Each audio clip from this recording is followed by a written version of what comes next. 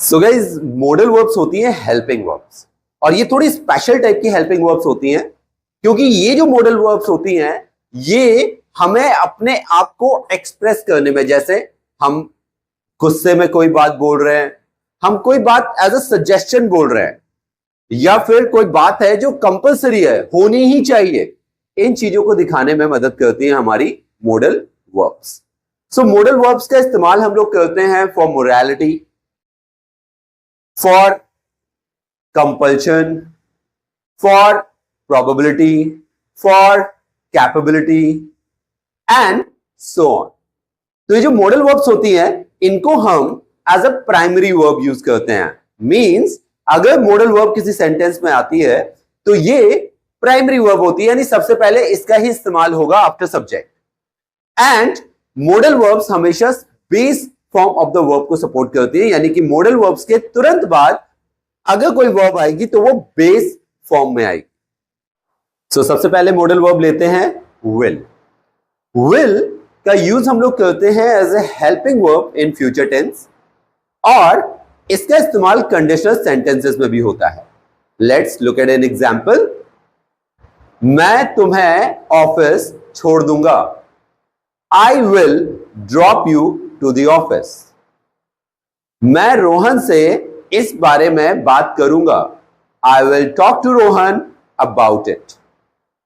इसी तरह conditional sentences में इसको किस तरीके से यूज करते हैं, इसको एक एग्जांपल से समझते हैं। अगर बारिश होगी तो मैं कॉलेज नहीं जाऊंगा। If it rains I will not go to college. मैं चाहूं तो इसमें रिवर्स ऑर्डर में भी इसे लिख सकता हूं, यानी कि क्लॉज को आगे पीछे कर सकता हूं। It's like I will not go to college if it rains। अगर तुम मेरी मदद करोगे तो मैं तुम्हें chocolate दिलाऊंगा। If you help me, I will buy you a chocolate। या फिर I will buy you a chocolate if you help me। Second one is shall। shall का इस्तेमाल हम लोग as a modal verb करते हैं to know the opinion or the agreement of the other person। जो सामने वाला व्यक्ति है उसकी राय जानने के लिए या सहमति जानने के लिए हम लोग शैल का यूज करते हैं। For example, shall we start the activity. Activity शुरू करें। Shall we order coffee first. पहले कॉफी ऑर्डर कर दें। Shall we move. चलें क्या? तो याद रखेंगे शैल का इस्तेमाल होता है टू नो द ओपिनियन और the agreement of the other person, और हम इससे क्वेश्चन वाले सेंटेंस ही बना रहे होते हैं। The third one is would. Would का इस्तेमाल बहुत तरीके से होता है। इसका सबसे पहला यूज है past form of will. For example, मुझे लग रहा था कि तुम आज कॉलेज नहीं आओगे। So I thought you would not come to college today. यहां पर हमने क्योंकि थॉट बोला है जो कि थिंक की सेकेंड फॉर्म है, इस वजह से हमें विल की पास्ट फॉर्म यूज करनी पड़ रही है, वुड। यहां पर एक छोटा सा रूल होता है ट्रांसलेशन का जो आपको पता होना चाहिए। So I will put the link of that video in the description box, ताकि आप वहां से जाके ये ट्रांसलेशन रूल समझ पाएं कि क्यों मैंने थॉट के लिए वुड का इस्तेमाल किया। तो एग्जाम्पल क्या था? मुझे लग रहा था तुम आज कॉलेज नहीं आओगे। I thought you would not come to college today. दूसरा वुड का यूज होता है जब हम पास्ट में कोई एक्टिविटी या एक्शन जो बार बार एक शेड्यूल टाइम पे हुआ करता था उसे बताना चाहते हैं। फॉर एग्जाम्पल, मेरे पापा मेरे बर्थडे पर बहुत बड़ी पार्टी दिया करते थे। दैट मीन्स ये काम पास्ट में बार बार होता था, लेकिन कब होता था? जब मेरा बर्थडे होता था, यानी शेड्यूल्ड टाइम पर। So my dad would throw a grand party on my birthday. My dad would throw a grand party on my birthday. यानी ये काम पास्ट में होता था और एक शेड्यूल्ड टाइम पर होता था। जैसे हम लोग हर सैटरडे नॉनवेज खाया करते थे। We would eat non-veg on every Saturday. We would eat non-veg on every Saturday. तो काम पास्ट में हो रहा था, बार बार होता था और एक शेड्यूल्ड टाइम पर होता था, इसके लिए हम लोग वुड का इस्तेमाल करते हैं। वुड का इस्तेमाल हम लोग कंडीशनल सेंटेंसेस में भी करते हैं। फॉर एग्जाम्पल, अगर मैं तुम्हारी जगह होता तो एमबीए करता। If I were you I would do MBA. अगर मैं घर पर होता तो मैं मैगी बनाता। If I were at home I would make Maggi. अगर मैं लॉटरी जीत जाता, अगर मेरी लॉटरी लग जाती तो मैं कार खरीद लेता। If I one a lottery I would buy a car. So conditional sentences के लिए भी हम लोग इस्तेमाल करते हैं वुड का। वुड का हम लोग इस्तेमाल करते हैं जब हम किसी से कोई रिक्वेस्ट करते हैं। For example, would you please pass me my bottle. Would you please pass me my bottle. अगर हम किसी को पोलाइटली कुछ ऑफर करते हैं तो भी हम लोग वुड का इस्तेमाल करते हैं। Would you like to have tea. Would you like to watch TV. इसी तरह कई बार हम लोग किसी से गुस्से से अगर कुछ कहना चाहते हैं तो हम लोग वुड यू माइंड फ्रेज का इस्तेमाल कर सकते हैं। For example, would you mind focusing on your work. Would you mind noting it down. Would you mind showing me your notebook. इसी तरह कई बार कुछ रिक्वेस्ट करने के लिए भी हम लोग इसका इस्तेमाल करते हैं with a similar kind of phrase. For example, would you mind if I sat here? Would you mind if I came a little late? यहां पर ध्यान रखना है, would you mind के बाद हम लोग if लगा रहे हैं और जो सेंटेंस बना रहे हैं वहां पर हम लोग सेकेंड फॉर्म यूज कर रहे हैं, क्योंकि ये बात हम इमेजिन कर रहे हैं कि ऐसा अगर होता तो। So would you mind if I used your pen? तो should का यूज होता है to talk about general suggestion या फिर कुछ नैतिकता वाली बातें करने के लिए। फॉर एग्जाम्पल, आपको अपने दोस्तों की मदद करनी चाहिए, आपको सुबह जल्दी उठना चाहिए। ये एक जनरल सजेशन है। तो इन सब के लिए हम लोग शुड का इस्तेमाल करते हैं और हमारी कंस्ट्रक्शन होती है सब्जेक्ट शुड, मेन वर्ब की base form and object. For example, आपको अपने दोस्तों की मदद करनी चाहिए। You should help your friends. आपको सुबह जल्दी उठना चाहिए। You should wake up early in the morning. इसी तरह हम नैतिकता की अगर बात करें, जैसे आपको अपने से बड़ों का सम्मान करना चाहिए। You should respect your elders. हाँ, नैतिकता को दिखाने के लिए, पर्टिकुलर नैतिकता को दिखाने के लिए एक और मॉडल वर्ब होती है ऑट टू। और क्योंकि शुड भी ऑट टू का काम कर लेता है, इसलिए लोग प्रेफर करते हैं कि वो शुड का ही यूज करें। लेकिन आपको याद रखना है, ऑट टू का भी मतलब होता है नैतिकता वाली बातें। फॉर एग्जाम्पल, आपको अपने पेरेंट्स का सम्मान करना चाहिए। You ought to respect your parents. आपको अपने से बड़ों का कहना मानना चाहिए।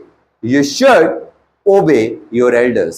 सो ऑट टू भी वही काम करता है जो शुड करता है। शुड जो होता है वो जनरल सजेशन भी देता है, जबकि जो ऑट टू है वो सिर्फ और सिर्फ मोरालिटी की बातें करता है, नैतिकता की बातें करता है। That is the only difference. इसी तरह अगर आपको पास्ट में बोलना हो यही जनरल सजेशन या नैतिकता वाली बातों को शुड के साथ, तो आप यूज करते हैं शुड हैव का। तो हमारी जो कंस्ट्रक्शन है वो होती है subject should have, main verb की third form and then object. For example, आपको बस से आना चाहिए था। You should have come by bus. आपको मुझे बताना चाहिए था। You should have told me. आपको डॉक्टर के पास जाना चाहिए था। You should have gone to a doctor. इसी तरह अगर ये सजेशन कंपल्सिव सजेशन है तो हम लोग यूज करते हैं मस्ट का। मस्ट का मतलब है कि ये काम होना ही चाहिए, अदरवाइज कुछ कॉन्सिक्वेंसेस फेस करने पड़ सकते हैं। फॉर एग्जाम्पल, आपको पढ़ाई जरूर करनी चाहिए अगर आप अच्छे नंबर लाना चाहते हैं तो। You must study if you want to score good marks. अगर आपको ड्राइविंग लाइसेंस चाहिए तो आपको ड्राइविंग टेस्ट पास करना ही चाहिए। You must pass the driving test if you want to get a licence. अगर आपको लाइसेंस बनवाना है तो आपकी उम्र 18 साल से ऊपर होनी चाहिए। You must be above 18 if you want to get a driving license। यानी कि अगर ये कंडीशंस पूरी नहीं हो रही हैं तो ये काम नहीं हो सकता है या फिर आपको कुछ कॉन्सिक्वेंसेस फेस करने पड़ सकते हैं। You must not park your car on the road. You must follow the traffic rules. Next one is can and could. सो देखिए कैन और कुड का सबसे पहला यूज होता है कैपेबिलिटी बताना। सो कैन का यूज होता है प्रेजेंट में कैपेबिलिटी बताने के लिए। फॉर एग्जाम्पल, मुझे गाड़ी चलाना आता है, यानी कि मैं गाड़ी चला लेता हूं, I can drive. I can drive. मैं फ्लुएंट इंग्लिश बोल लेता हूं, I can speak fluent English. मैं तुम्हारी मदद कर सकता हूं, आई कैन हेल्प यू। तो सब्जेक्ट कैन, मेन वर्ब की base form and object. Present में हम लोग यूज कर रहे हैं कैन का कैपेबिलिटी बताने के लिए। सेम वे कैन की पास्ट फॉर्म होती है कुड। तो पास्ट में कैपेबिलिटी बताने के लिए हम लोग कुड का इस्तेमाल करते हैं, और जो हमारा सेंटेंस है वो कुछ इस तरह से बनता है, सका, सकी, सके, कर पाया, कर पाई, कर पाए, and so on. For example, मैं टाइम पर पहुंच सका क्योंकि मुझे बस मिल गई थी। So subject could, main verb की base form and object. I could reach on time because I got the bus. मैं कॉलेज नहीं आ पाया क्योंकि बारिश हो रही थी। I could not come to college because it was raining. मैं तुम्हें आते हुए नहीं देख पाया क्योंकि मैं टीवी देख रहा था। I could not see you coming because I was watching TV. Second use होता है could का जब हम पास्ट की कैपेबिलिटी बताते हैं। अब पास्ट कैपेबिलिटी बताते समय कई बार हमें जो साउंड मिलेगा वो था सकता था, कर लेता था, कर पाता था। फॉर एग्जाम्पल, जब मैं कॉलेज में था तो मैं किसी को भी चेस में हरा लेता था। So when I was at college I could beat anyone in chess. यहां पर मैं पास्ट की कैपेबिलिटी की बात कर रहा हूं, इसलिए मुझे सिर्फ और सिर्फ कुड का इस्तेमाल करना है। तो सब्जेक्ट कुड, मेन वर्ब की बेस फॉर्म एंड ऑब्जेक्ट। जब मैं तुम्हारी उम्र का था मैं 10 किलोमीटर दौड़ लेता था। When I was at your age, I could run 10 kilometers. So past में जब कैपेबिलिटी बताएंगे तो सिर्फ could का इस्तेमाल करेंगे, और जो एंडिंग होगी वो है लाइक कर सकता था, कर लेता था, कर पाता था। नेक्स्ट यूज होता है हमारा could का पास्ट में किसी बात के बारे में बात करने के लिए, यानी कि ऐसा हो सकता था, ऐसा किया जा सकता था। इसे बोलते हैं पॉसिबिलिटी, यानी कि ये काम पास्ट में हो सकता था लेकिन किया नहीं गया।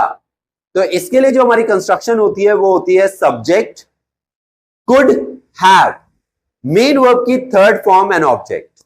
फॉर एग्जाम्पल, आप मुझे कॉल कर सकते थे, यानी आपने की नहीं, आप कर सकते थे। You were capable of doing that, you were capable of taking that action, लेकिन आपने वो किया नहीं। तो you could have called me up. आप कॉलेज बस से जा सकते थे। You could have gone to college by bus. आप अलार्म लगा सकते थे। You could have set the alarm.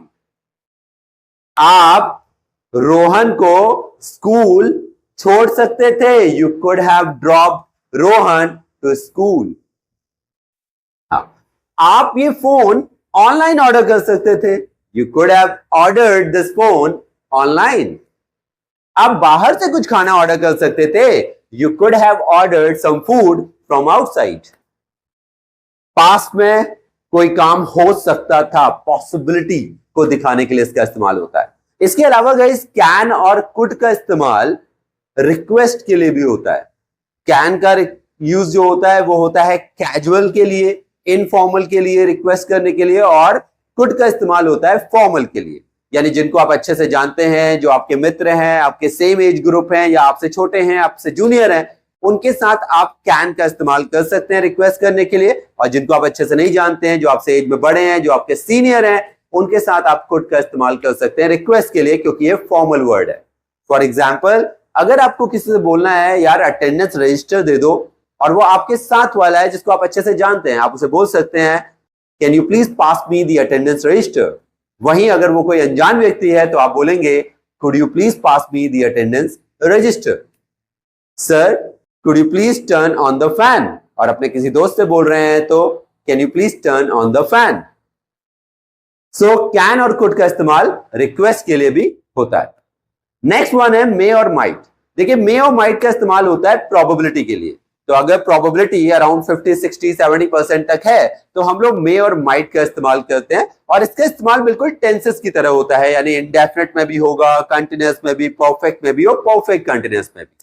So probability दिखाने के लिए सिर्फ मे और माइट ही नहीं, वुड का इस्तेमाल भी किया जाता है और मस्ट का इस्तेमाल भी किया जाता है। अगर प्रोबेबिलिटी 60-70% के आसपास है तो हम लोग इस्तेमाल करेंगे मे और माइट का। वहीं अगर प्रोबेबिलिटी है अराउंड 80-90% तो हम वुड का इस्तेमाल करेंगे, और अगर प्रोबेबिलिटी अराउंड 100% या उससे भी ऊपर तो हम लोग इस्तेमाल करेंगे मस्ट का।